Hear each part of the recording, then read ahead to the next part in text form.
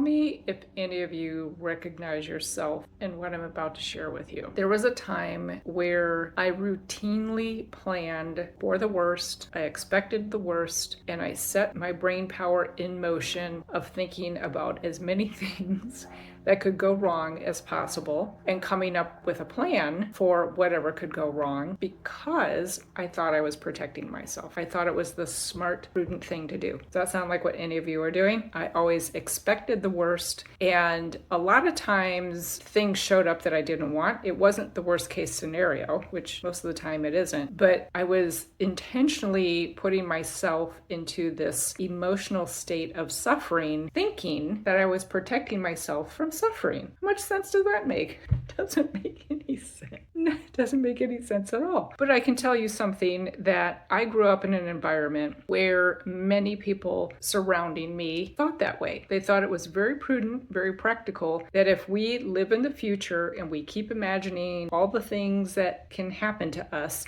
and we have a plan for all the things that can happen to us, we will be protected and we will be safe. It doesn't work that way, does it? It doesn't. You're so miserable in the present thinking of all the worst case scenarios that you don't take time to enjoy all the things that are going right and going great for you in this moment. We don't do that, do we? So this is something that I have a lot of clients who come to me with because they're convinced it's the right thing to do. And I feel for them so much because I was that person going in before I started my career working for a surgical technology company, going into operating rooms with brain surgeons, doing very, very complex and rarefied, sophisticated brain and spine procedures. So in that world, a patient's life is on the line. So you really do need to have a number of plans for different contingencies, different variables of things that can go wrong. Instruments get dropped on the floor. The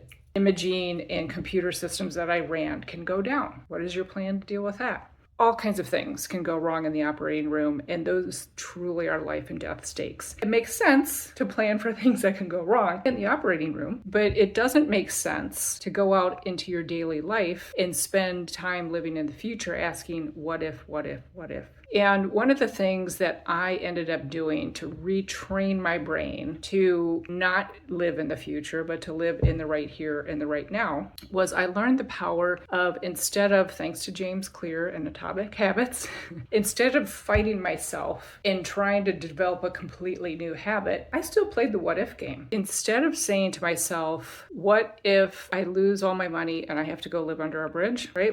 Somehow we all get to that scenario, don't we? We're going to lose everything we have and we have to live under a bridge. So instead of asking myself those things, I started saying, what if this particular situation works itself out? I just have to let a couple things go. I've got one or two plans, but what if God's control of it? What if it's going to work itself out? It was such a foreign concept to my brain that both things were possible. If one was possible, it didn't mean that it was going to happen. And same thing with, it's all going to work itself out. It is possible. It might not happen, but it is possible. And once I start wrapping my head around that logic about both things are possible, so instead of playing the game that makes you upset and puts you into an emotional state of suffering and keeps you miserable through the entire day and your brain turning and turning and turning, what if you just started saying, every time that question comes up in the negative, you counter it with, what if it all works out? So for instance, I'm dealing with a car matter right now. There's something going wrong with my car. And I'm at the decision of, do I replace the car? Do I just fix the car? These kinds of things. And so some of the things that pop up, because sometimes these old patterns will pop up, is what if I get the car repaired and it breaks down again? What if I get the car repaired and it's just fine and I can drive it another 50,000 miles? Both things are possible. So the conclusion I came to is, I will get the car repaired and I will keep driving it. And then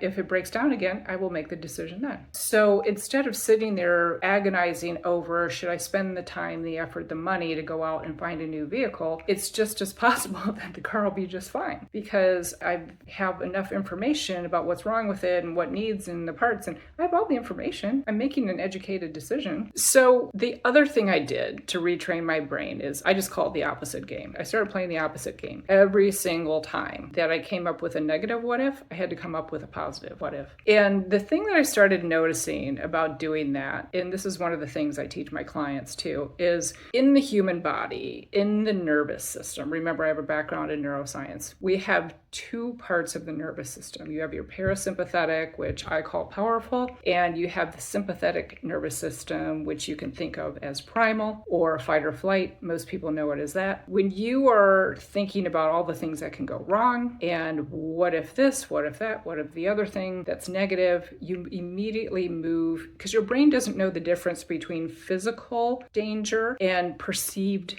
danger. It just registers it all as danger. So you move into that sympathetic side of your nervous system, and it's all kinds of things start to go wrong in your body that you don't want. So when you play the what if on the positive side, you immediately move back into your parasympathetic or your powerful side, and you can feel the shift in your body. And you know the truth of it because of the way your body feels. Your body never lies to you about what the truth is. That's another thing too that I teach my clients. I don't have time to share it with you here because I want to stay on track. But when you understand that there's two parts of your nervous system and that God has created us to live in the powerful side of our nervous system most of the day, not the primal side, and you start doing things like, let's play the opposite game, or you start asking this is the other thing I ask my clients to do. So I ask them to identify, so what's going on in your body right now? What are the feelings? Let's go into the moment. What are you thinking as you're feeling that? And we identify the thoughts that are driving whatever uncomfortable feeling they're dealing with. And so that's always an indicator to you that your thinking is the problem. You know, you're dealing with an event or something that you don't want to deal with. Let's face it, we all deal with those. My car, I don't want to deal with that, but it is. And so I get to decide what I think about it and how I respond to it. So what I walk my clients through is you've got a couple tools. One, the opposite game moves you back into your powerful side of your nervous system. The other is you identify, hey, what's the thought that's going on here right now? Because the stuff going on in my body feels horrible. What's the thinking that's creating this feeling in the body? And you look at the feeling, or you look at the thought, and you ask yourself, is this even true? Why do I believe it's true? If it's not true, what could be true instead? And so you're just kind of playing, you're challenging yourself, right? You move into observation. Don't judge yourself about it. You just move into observation and you challenge yourself that if this thing can be true, this thing can also be true. Both things can be true, but I get to decide how I respond to either one. And you end up discovering for yourself that, hey, I do have way more control and power over the events that come into my life. I can't control what arrives, but I can control how I respond to it. So the way that you retrain your brain is you start developing tools like this for yourself. That's what I did for myself. I developed a whole series of tools, and that's what I work with clients on in my Revive system. Is I have some standard tools that work for pretty much everybody, but for each individual client, there are certain things that serve them better than others, and so I introduce those tools as well. And it's really simple. There's usually about 4 or 5 tools that they use on a regular basis to start to retrain and rewire their brain. And eventually they spend most of their time living in the powerful side of their nervous system instead of that primal side. And when you live in that powerful side most of the time, that's when you start to become and turn into the person who God created you to be. And that's where true joy and true contentment and true happiness live. So the thing that I'm going to leave you with right now is play the opposite game. You'll love it. It'll change your life. And go to God, ask Him for help. And I also want you to remember that I believe in you.